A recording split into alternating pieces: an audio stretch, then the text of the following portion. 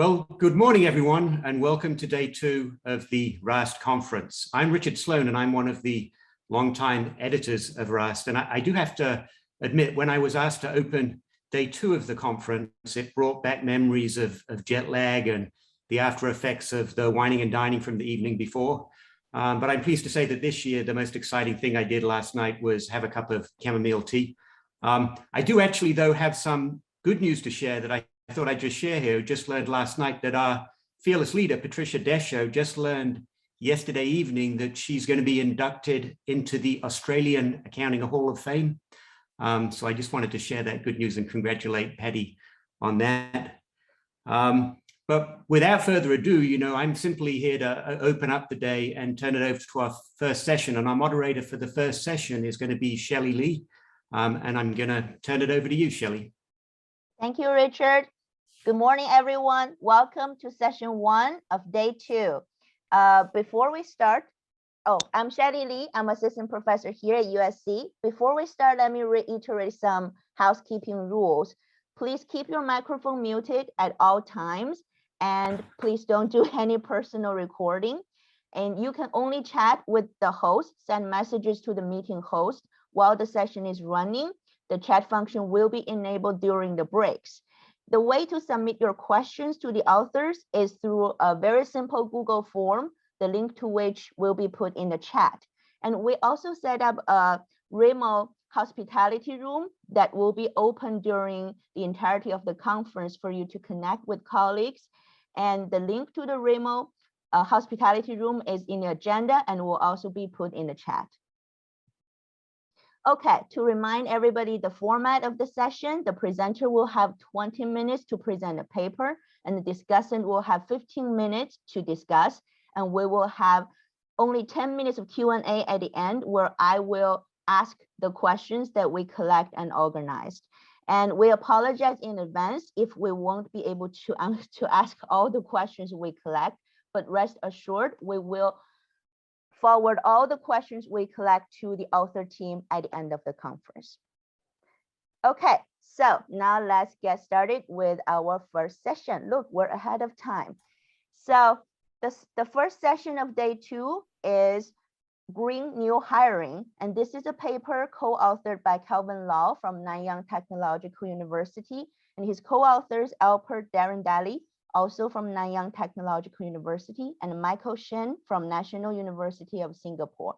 So Kevin will have 20 minutes to present. Afterwards, Mozaffar Khan, Mo Khan, will be the discussant. And one of our brilliant doctoral students, Jonathan Kresk, will help me collect and organize the questions. Thank you. Kelvin, you can take it away now. You have 20 minutes. Okay, thank you, Shelley. Thank you, Richard. First of all, let me share my screen first. Yeah, give me 1 second. Okay, so hello everyone. I would like to first thank Patricia, and then like to thank two referees for their really helpful comment over the past few months on improving the paper, and also want to thank RAST staff Rosita and Riley for their help to set up all those logistics. So it's been really, I'm really grateful for their help. So, okay, forget the mention. My name is Kelvin Law. I'm from Nanyang Technological University in Singapore. So you probably don't know me. So have been working on my research area is kind of a tax avoidance. I will have some project on the economic recessions, hurricane experience, and criminal records. So some of my friends call my research sad research, but today I'm going to talk about something this is not sad, which is totally new area. And the title of the paper is the Green New Hiring. So this paper is a joint work with Alper Darendali, and then he's my colleague at the NTU, and then with Michael Shen. Michael Shen is a assistant professor at the NUS, National University of Singapore. So we have been working on this project for about several months. So it will be an excellent time to kind of solicit more comments to further improve the paper. So let's get started on the first slide. Okay, so what is this paper about? Okay, so in this paper, we kind of propose a new measure. So the new measure itself, we kind of call it green score. The green score is basically a measure we try to capture how firms are to the extent of how firms invest in the green human capital. When we say green human capital, it's type of the environmental efforts. So our idea is super simple. It's really simple. So our idea is, if a firm wants to put in an environmental efforts, it must require somebody to actually execute them, right? So if you want to buy a new green machine, you need somebody who know how to use this new green machine to work on it, right? So that is basically the crux of our idea. So the proxy that we use in this paper is a concentration measure. The idea is like the concentration of the green skills that's required in the jobs for this firm. This is kind of a proxy for the firms that investment in the green human capital. So basically, this is our whole measure. So probably the question in your mind is like, hey, Kelvin, so what do you mean by green human capital? What do you mean by this green skill? So in this particular paper, so green human capital basically is a set of green skills that is in the company's workforce. Okay, and for the green skills, we kind of like relate to anything that are environmental. You name it, environmental compliance, waste management, environmental science skills, all these skills, we call it a green skills. So how do we actually calculate a green score? So basically there are two steps to calculate the green score. So let me walk you through how do we come up with the green score. The step number one is we calculate the green score per job. So the green score per job is a job-specific measure. Basically, it's using the number of green jobs as a numerator and then divide by the number of skills for that particular job. So as I say, this measure is a job-specific measure. That is the step one. For step two, we kind of like gather all these firm job-specific score, and then we kind of take an average. And then the average of the result from the step one, and then basically capture all the green jobs, the average of the green jobs per job across all the jobs of a firm within a given year. So we call that score from the step two as a green score.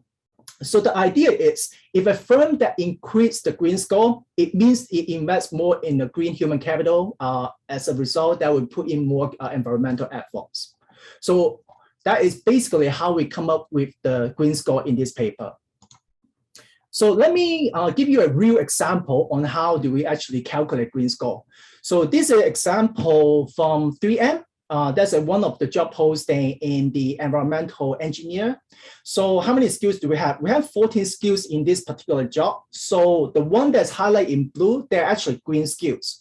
What are those? Environmental remediation, hydrogeology, site assessment, environmental engineering. So if we calculate the job-specific measure for this one, you can see we put the 4 green skills on top as a numerator and then 14 skills as the denominator. So the green score per job for this particular job itself will be 0.286. That is one example on calculating the green score per job, and that's the example for step one. So probably the question in your mind right now is like, once you eyeball these 14 skills, you probably know, hey, Kelvin, there's a listening skills there. There's a listening skills there. Isn't that obvious that, you know, every job need listening skills? Well, that's obviously true, and I completely agree. So I've been thinking about that over the past few weeks. Is there any job that really doesn't need listening skills? So I think I found a perfect example last week when I went for a regular checkup. So I think the answer is my dentist, okay? So that's what my dentist told me last week. Hey, Mr. Law, I think you have a cavity. I think you need to do that thing and kind of put in the filling and stuff like that. And then I said, dear dentist, I don't think that is really a cavity, just a COVID stain. I think I'm fine. But then, Mr. Law, I think you really have a cavity. You really need to do X and Y. So I told my dentist again, probably that's my Chipotle lunch. Probably I don't need to do anything. So my point being is there's some jobs there that sometimes don't really need the active listening skills. And dentist is one example of that. But going back to the slide here, the bigger point I want to make is, you know, sometimes some of the skills that are listed out there, but if there's some skill that implicitly assumed in the job posting, but not explicitly stay in the job ads, our measure won't be able to capture that. And that's the limitation of our measure. So what are the main findings here? So the main finding here is we have the firm fixed effect in all our regression. So what we find, the first finding is the following. The firms, when they increase their green score, they have higher future profitability. That's the number one. The second one is if the firms increase their green score, going forward, they generate more green patterns, and those green patterns have a higher quality and receive more citation going forward. And that's the second one. The third one is we kind of like drew into the probably the most widely used environmental in the academic world. That's the KLD rating. We find the KLD rating, even though it's widely used, it doesn't really consider the green score. What does it mean? It means like our green score is kind of new, not captured by the existing environmental ratings, at least for the KLD concern. And then in the last part of our paper, although our paper, the main focus is not on the greenwashing, we kind of offer a simple application, try to demonstrate the potential of our measure. Later on, we also hope maybe by the end of this talk, we can convince you not only the measure, but maybe the methodology itself may have some practical applications in the future. So let's talk about why do we need the green measure? A new measure here is. So a lot of times firms often, they kind of like market themselves as a really environmental friendly, but you know, they're actually not the case. For example, if you look at the sustainability reports in the past few years, you can see like for S&P 500, I would say easily 90% of the firms actually publish such reports. So a lot of time you cannot tell, hey, are they really doing, doing the really genuine green environmental efforts, or are they just like doing greenwashing? Probably the other example in your mind that is so famous is Volkswagen, right? Volkswagen in 2015, you probably read the news that they have a big emissions scandal. They kind of game the meter so they pretend to kind of like have achieved certain goal in terms of the carbon emission. But even before that, if you look at the reports, they have been championed as the leader in the industry that had reduced the carbon emission over the years leading up to 2015. So a lot of times we don't know whether they really walk the walk or talk the talk. So our measure may hopefully provide a new dimension, try to measure that.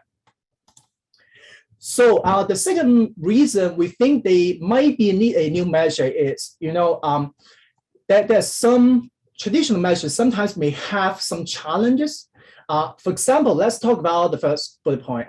Let's say if we kind of like have some measure here, and then but some of the measure may just like based on the emission data. For example, we base on how much CO2 is emitted by a factory, and then kind of measure the performance of the firm. Sometimes the measure itself is limited to a number of firms in that particular polluting industry. Sometimes traditional measure is subject to strategic disclosure. I'm sure a lot of you have read a number of papers talking about how the firms kind of game that kind of things. Of course, it'll be easy to communicate greenwashing to accountants like us, right? But sometimes when I try to explain a greenwashing idea to my friends, they have struggled. They kind of like really have struggled understanding what's going on. So the way I try to help them to visualize what's going on is by kind of like looking up for the picture here. If you live in the US, you're probably not familiar with you're probably familiar with this picture. So what is going on here is this picture is a live footage of a person after working so many hours a week. I don't know, maybe a tenure track assistant professor, okay? Try to spray the green paint on the lawn during the weekend. Why? Because he don't want to get a second warning letter from the homeowner association over the brown color, right? So literally it's a greenwashing thing. So you kind of illustrate the idea, the crux of the greenwashing, and then the strategic behavior. Okay, going to the third bullet point. So traditional measures also sometimes are quite sticky. So if you kind of look at over time, it offers a little variation. And I think the last one is also important is if a rating agency doesn't cover a firm, there's no way you can persuade them, all right? You cannot say, hey, why don't you cover us? Maybe you can talk to them, but if they don't cover a firm, it's hard to get that rating out from that rating company. Okay, so that's why our measure comes in. So what is our contribution here? We have two main contributions. So first, we kind of propose a new action-based measure. So this is not based on disclosure, the traditional disclosure in that sense. We're based on actually the action-based. So it's simple, it's less subjective, over a large time series variation than traditional measure. Also, it covers more firms, and then it covers non-polluting industry. The second one is we kind of like provide a new link, kind of illuminating what is the mechanism, how the green score is translated into higher firm profitability. Here we kind of show them is actually the green patterns. I think green patterns is kind of new in the literature, and that's where our contribution steps in. So sample data. So sample data, our main sample data comes from Burning Glass. It's 25 million job posting data from 2010 to 2019. Many of you won't probably are familiar with Burning Glass. Burning Glass is a data company. They sell the data on the job posting. Burning Glass has been used by labor economists, I would say probably over a decade. So there have been so many influential papers that have been using this particular data set and to answer a number of questions on the labor dynamics. And Michael and I also use this data set to try to answer how the artificial intelligence affect the auditors. So we have been using this data set for a while. In the following slides, I'm going to show you that our measure have three types of variation. So the first one is I want to show you there's a time series variation in the green score. So the x-axis is year, and the y-axis is the average green score for all the sample firms during that year. So you can see the sample firm kind of picking up the green score over the year, which is nicely kind of demonstrate the firms kind of putting more environmental effort. You probably note there's a small dip in 2016, 2017. That is not surprising because that reflects the year after President Donald Trump was elected. A lot of the EPA regulation had been unwinded. Okay, the second variation I want to show you is spatial variation. I wouldn't expect you to see clearly all the little dots on this green map. So what I'm going to do is I pull out two states which I think may be more helpful. So one is Texas, the second is Louisiana. So if you look at Texas, the point I want to make is you would probably say, hey, Texas, there are a lot of energy firm, probably green score is high. Not necessarily the case. You can see there's still some variation even within the Texas. How about Louisiana? Louisiana, one of the places is famous, which is called Cancer Alley. Cancer Alley is a place where there's a bunch of factories that is so famous in the news media all the time that emits the cancerous chemicals, and a lot of people got cancer during those in those areas. You can see in those areas you expect the green score to be high, to be dark green, but no, that's not the case. Even within those areas, you can still see some variation there. So that's why our measure provides some geographic variation. The third variation is the industry variation. You will see even for some of the industry, you think you might not have the emission data. Our measure can provide a score for them. Let's say healthcare, consumer non-durables. So these three slides basically kind of like highlight our measure. We offer different kind of more variety, more comprehensive set of variation than traditional measures. How about regression specification? Let's talk about the main specification here. So it's simple OLS. On the left-hand side is our A, return on asset. So it's firm J and then year T+1. And then RA is return on asset. X is 11 controllable, the usual suspect, firm size, book to market, R&D, and stuff like that.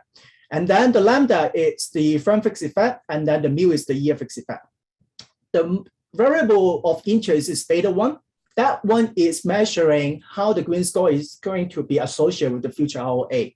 Because we have firm fixed effect. Okay, two things here. First, we have firm fixed effect. So the interpretation would be how much is the within change in the ROA is driven by the change in the green score. That's number one. So the number two I want to highlight is, hey, Kelvin, that's so weird. You know, the ROA is T+1 and the green score is T-1. Why that is the case? Because we want to make sure the ROA and then the green score, they are non-overlapping. The thing that we try to avoid is like once they cover overlap, sometimes they might have look ahead bias. And bear in mind, the green score is based on calendar time, the timestamp of the real job posting, but the ROA is based on fiscal year. So that's why we cover lag it by 1 year. And then the firm profitability here is is probably the main result here. So let me walk you through. The dependent variable is ROA T plus 1. The green score is on the right-hand side. We have a bunch of the variable we just talked about. So how do we interpret these coefficient here, 0.039? So relative to the median of the firm profitability, one standard deviation change increase in the green score is probably associated with 11% change in the ROA. So it's not a small magnitude in that sense. If you put a bunch of control variables, it's even getting slightly stronger. So that's the main table here. The main difference between column 1 and column 2, you probably know it's just like column 1 doesn't have control variables and column 2 have the control variables. So we look at the mechanism here. It's just one mechanism. So we use the green patterns. On the left-hand side, we have 4 different types of green patterns. First column is the green patterns. How do we interpret the 0.088? So if we increase the green score from 0 to 1, the green pattern is going to increase by 8.8%. And then we see most of green pattern is actually 2 things that's driven. One is the environmental management technology. And the second one is the climate change technology. So we show there's actually these kind of like pattern kind of like drive the result. And then you look at green citation going forward, they have 10% more citations going forward if you increase the green score from 0 to 1. So the question in your mind is like, hey, is this green score new? Is it captured in the literature already? Maybe you have a repackage of the old wine and kind of sell as a new wine. So what we have done here is like we construct a number of variables based on the KOD rating. So the KOD rating in the literature has been constructed in many different ways. So we kind of try as many possible way as possible and put it on the left-hand side as a dependent variables. So we have 5 dependent variables here, and then we plot the green score on the right-hand side. And then we show that none of them actually loaded. So what does it mean? So it means that existing KLD measure do not consider green score when evaluating firms' environmental footprint or performance. Let me put it that way. So another question you probably have is like, let's do a horse racing. Can we put the KLD on the right-hand side and see whether the green score still survive? So that's what we did here. We showed the green scores remain robust even though you put in different kind of forms of the CSR rating or the environmental rating, all of them based on the KLD. So I know our paper is more like an association test, but of course we try our best to come up with some IV tests. So what we do here is we kind of use the voting preference of the firm's headquarters at the county level, and then we measure the voting preference and use that as an IV and kind of instrument the green score. So in the paper itself, we have 3 presidential elections. So this is just one of them. There's a Bush versus Gore in 2000. 2000 is way before the sample start. So here, 2 things. One, the sign is still the same, is positive. And second, is still statistically significant. So it kind of provide at least a little bit comfort on the channel. Although we don't claim there's a causality, but we hope we provide some IV tests. We've done a bunch of robustness tests. I'm not going to go into details here because there's probably too many of them, and then we have limited time. So conclusion. We propose a new measure, green score. I hope at least I can move your prior by the end of this talk that this new measure is capturing firms' investment in green human capital, which is type of environmental efforts. If they increase green score, they have higher future profitability going forward. And it's simple to measure. There's number of advantage. I hope the measure itself and even the methodology itself may offer some future potential avenue for exploration. Maybe some other papers may be able to use them going forward. So one more slide, the takeaway. So 2 takeaway here. First one, not all green scores are created equal. Some jobs may be more green than others. That's the number 1. The second one is like a lot of time executives keep thinking about, hey, I want to invest in this plant and machinery. I want to invest in the hardware. But how about the people? Why don't we increase in the investment in the green human capital? this is the second takeaway, and that's the end of my presentation. Thank you very much. I look forward to most discussion. Thank you, Kelvin. Thank you for the very thought-provoking and interesting presentation. Next, we have our discussant, Mo Kang. While Mo is setting up his slides, I'd like to do a little introduction. Mo Kang is currently the partner, portfolio manager, and director of sustainability research at Causeway Capital Management. Mo joined the firm in 2017, and Causeway invests in public equities globally and manages $45 billion on behalf of institutional clients worldwide. Okay, Mo, you can take it away. You have 15 minutes. Thank you so much, Shelley. Thank you, Kelvin. Good morning, everyone. I'd like to thank the editors for having me, and excuse me, congratulations indeed to Patty for the well-deserved recognition from the Australian Accounting Hall of Fame. My discussion today is going to, and I hope you're all able to view my slides. I think you just need to put it in presentation mode. We don't see the presentation mode. So let's try that. Do you see it now? Yes, thank you. Right. So in my discussion, I'm going to briefly describe my understanding of the paper and then give a sense of where I view the paper as fitting, just a big picture sort of view. And then I have some questions for the authors. Apologies, excuse me, in advance if I have misunderstood any of your work. And then finally, at the suggestion of the editor, I will speak very briefly about potentially the role of accounting research in this space more broadly.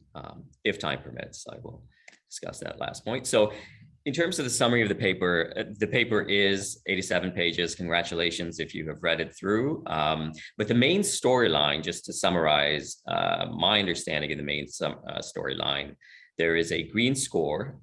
This is a measure of green hiring. This predicts profitability, ROA. And in terms of the components of profitability, it positively predicts sales and negatively predicts SG&A expenses. Secondly, in terms of the mechanism, potential mechanism, the green score predicts new patents. And so that suggests one potential mechanism by which to explain the first result. Third, the first two sets of results, the green score predicts certain outcomes, and then the authors also sort of look at the antecedents. Well, where does green score come from? What predicts the green score? And there they hypothesize that it is predicted by green shocks. And then finally, in terms of use cases, identifying potential use cases, the authors have a hypothesis about greenwashing and potentially being able to identify companies that are greenwashing using this score. So where the paper fits big picture, I think, certainly as you're all aware, sustainability, environmental issues, climate change predominate in conversations globally between investors and corporate issuers and policymakers. So it's certainly everything that you've read in the papers and a lot more. There's tremendous sort of interest in this area in the investment community, certainly. And so in that sense, given the importance of this topic, I think it's great to start examining, as the authors have done, financial outcomes, other outcomes, and then also antecedents of firms' sustainability commitments, such as green hiring. And it's always great to begin the research or motivate the research from identifiable use cases and user groups. And I think that enhances the applicability of that research. And then finally, from my perspective, where this fits, I think the last point that I would make is we have, daily this fire hose of data. Because this is such a huge topic and of interest globally, there's so many data providers, there's so many new data sources and data items that are available just daily. So, that cornucopia, that abundance of data obviously is very exciting for researchers. There's lots of opportunities for research. But the second point that I would make there is, given that, or in the face of that abundance, it really becomes important to upfront, and at least that's, that's sort of the way that we approach it, is to be very discriminating in terms of what data sources and data items we're actually going to test, because our analysts can churn out these tests in a couple of weeks, just from start to finish.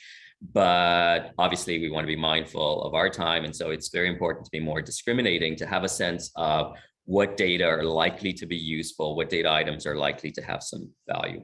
So that's sort of where I see the paper fitting in sort of big picture view.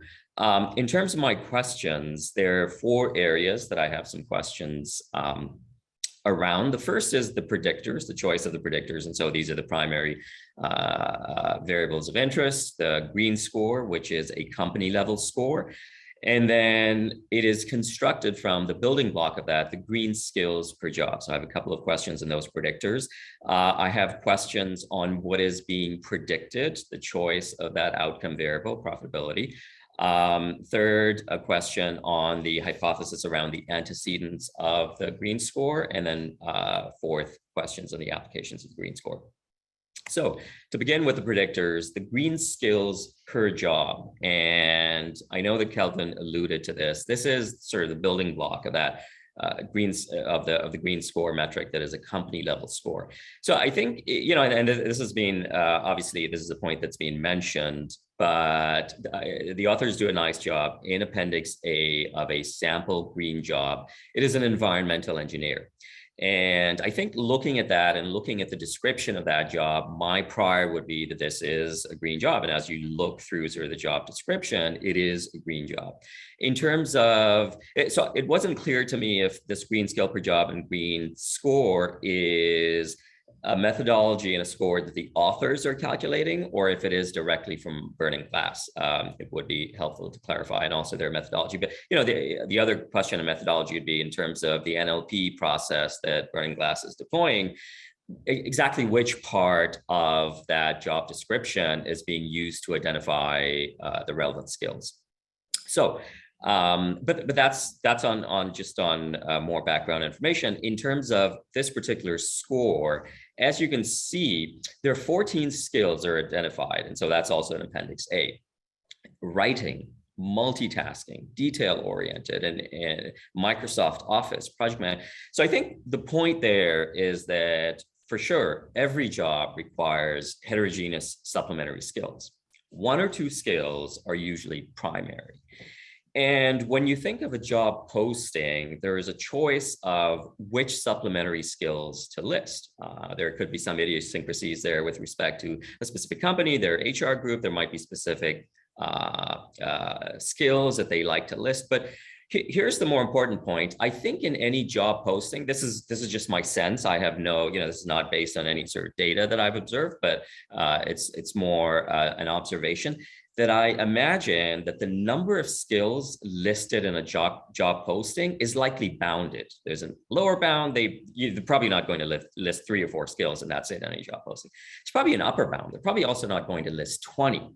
So hypothetically, I've thrown out there that, potentially the number of skills that are listed are between 7 and 10.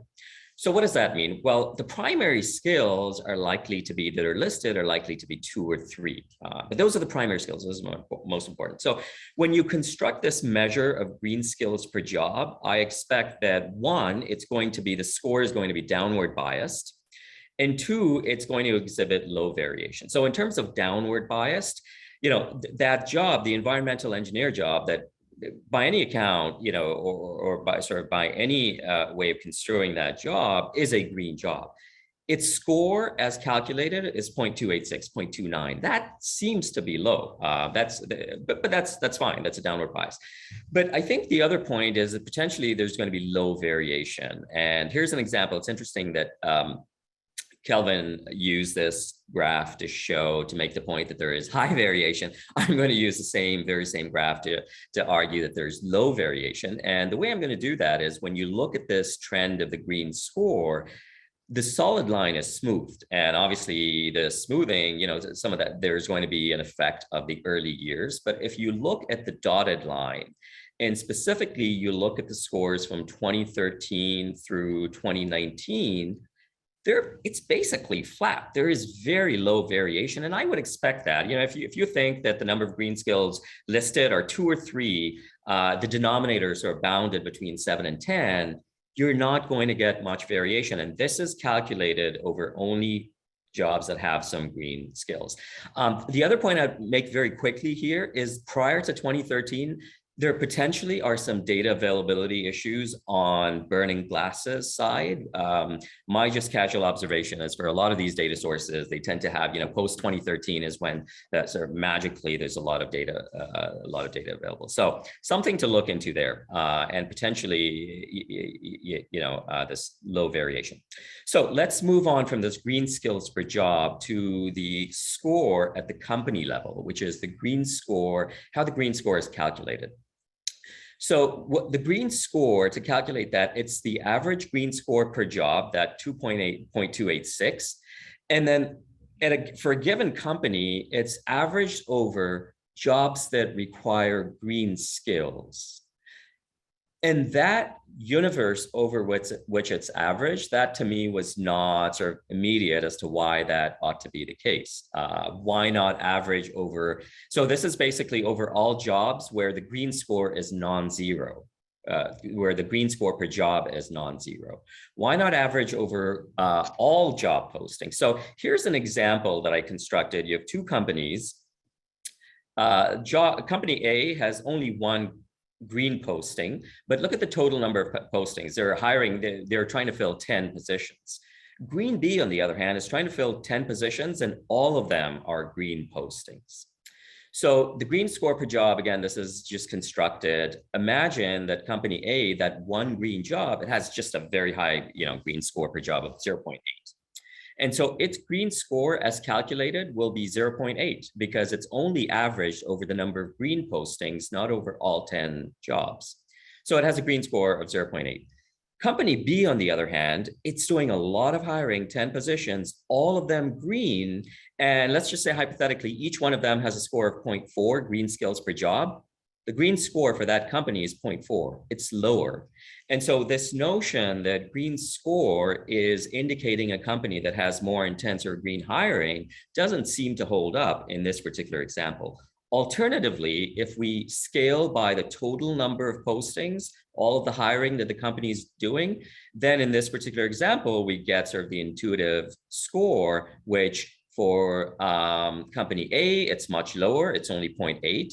A score of 0.8 divided by 10, total number of postings, 0.08, whereas for company B, it's much higher, it's 0.4.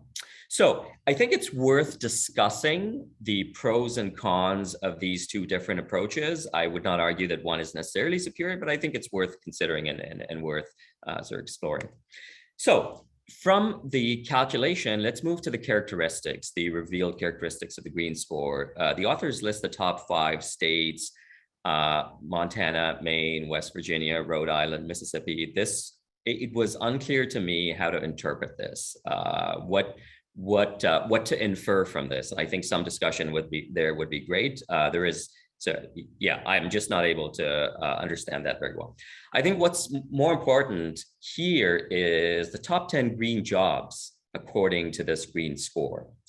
This is quite informative, and I'm going to come back to this in a point that I'll make subsequently. But look at the top 10 green jobs: associate environmental engineer, wastewater technician, staff environmental engineer, and so on. The top 10 jobs, this seems like a very narrow set of job descriptions, and they're all, very importantly, environmental remediation type jobs. Environmental remediation, I'll come back to this point. So my sense is that this score is missing jobs that result from green opportunities. And I'll come back to this idea of green opportunities, but what is the green score, for example, for a company like Tesla or a company like Ørsted? Orsted obviously is probably outside the universe. It's a global company. As a global investor, I'm always interested not only in the US, but sort of a global universe. But it'd be interesting to sort of compare for companies where we have a prior that these are in green industries, what is their green score? So that's on the characteristics, sort of somewhat unintuitive and worth exploring a bit further. From this, let's move to, here's a suggestion. And so, basically the paper as I see it is a test of, is it a test of this idea of green hiring, or is it a test of basically this data source, which is burning glass? Because if it is a test of the underlying idea of green hiring, then I feel that in an academic paper that it would be worthwhile to explore multiple green hiring metrics, because otherwise we sort of have all of our results hanging on one particular data source. So here's my suggestion. Instead of using this green score from Burning Glass, which is measured for all companies, how about instead, let's begin at the industry level. Let's begin by identifying industries that clearly have a green theme, that are in green, that are green industries. And so, companies that are participating in or contributing to the low carbon transition. This would be companies in the renewable space, electrification, energy efficiency, energy storage, carbon capture and sequestration, and so on. So begin with this universe of industries where we know these are green industries, perhaps draw on the EU taxonomy, use available green indexes to identify these companies, and then look at all of the hiring that's done in this particular universe, rather than more broadly in sort of all companies where it's not clear that, what a green job would mean if it's not a green company or a green industry. And then look at all green jobs in these industries and see how the hypothesis holds up. So this is a suggestion. This is sort of an alternative way to get at this idea, to test the hypothesis of whether green hiring has an impact on certain financial outcomes. So that's on the predictors. Next, I have questions on the examined outcomes. The primary examined outcome is profitability. And my intuition would have been that green hiring would, in the first instance, predict higher sales. Profitability, obviously, as a result, is, you're well aware of a number of different, processes, the top line sales, but somewhere in there, so if you've got, basically my sense is you have all of this R&D and you discover sort of new opportunities, you bring in new employees to capitalize on those opportunities. And as you do that, as you build out sort of your product and offerings, you actually might incur more expenses. So even though you'll have higher sales, it's not clear that that's going to translate into profitability immediately. So to me, that was sort of unintuitive as the primary variable. Higher sales would make much more sense as the primary outcome. I know the authors have examined that. And it's also unintuitive why SGA would decrease due to green hiring. That's sort of obvious. I'll leave it at that. I think that's worth some more discussion. The second outcome that the authors examined was on patents. And this is in order to sort of explore the mechanism behind this relation between green hiring and profitability. And the patents make sense, but they examine profitability in T+1, but the patents are in T+1 to T+3.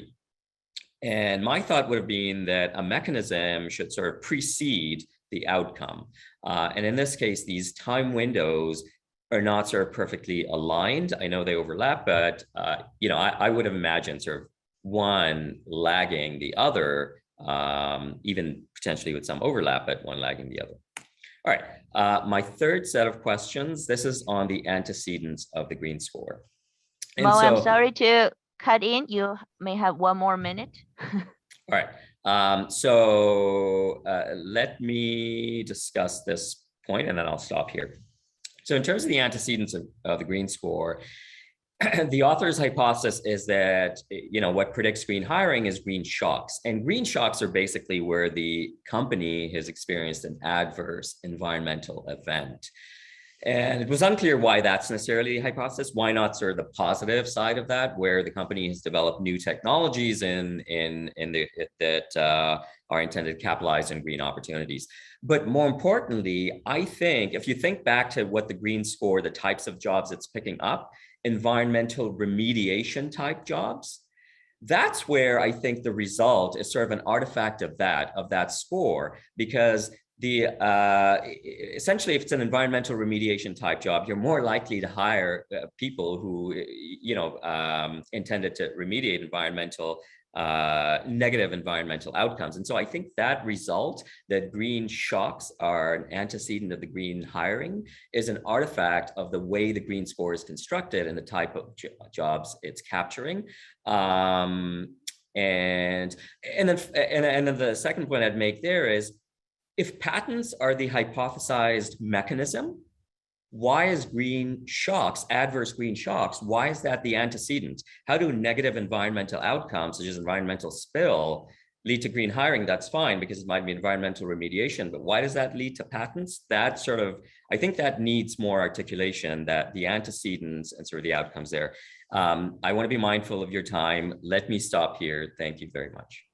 Thank you, Mo, for the excellent discussion. Now I'm gonna launch right into the questions. We got Shelley, is it okay if I quickly just address Mo's comment? I really want to thank him for his comment. Maybe just 1 minute, is it okay? Okay, quickly. Sure. Yeah. Go ahead. So first one, your question, Mo, are the data from burning glass? Answer is no, it's not from burning glass. Burning glass doesn't have such data. We come up with the measure itself. Burning glass has trouble actually with pinning down on a green score. They don't call it green score. They don't have such score. It's just like our measure.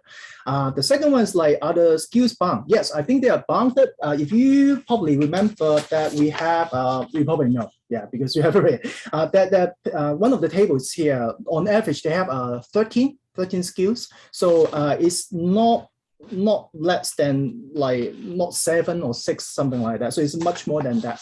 The number 3 is like, why don't we divide by all the green posting or all the posting? I think that is exactly the point you mentioned when we talk about time trend, is we try to avoid the low variation. Imagine a firm where had 1,000 jobs, right? If you have like 50 green jobs, if you divide by 1,000, I mean, all the variation is gone. And bear in mind, we have the firm fixed effect. If you kind of use that within the specification, I mean, I don't know what kind of variation would be left. I think that's the thing.